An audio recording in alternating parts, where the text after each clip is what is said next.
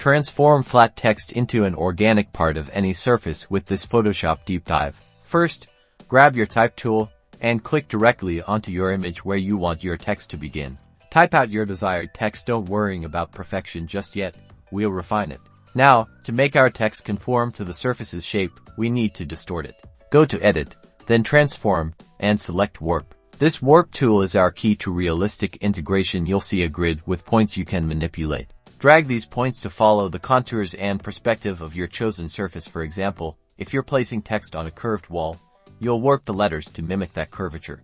Pay close attention to the edges and corners, bending them to align with the surface's natural lines. Once you're happy with the form, press Enter to apply the warp. To enhance realism, let's play with the blending modes. Try Multiply, Overlay, or Soft Light. See how these modes allow the underlying texture and shadows of the surface to show through our text, making it look truly embedded. For additional depth, we can use layer styles. A touch of bevel and emboss, or an inner shadow can add realism. Experiment with settings like size, depth, and opacity of shadows and highlights to mimic how light would hit the surface.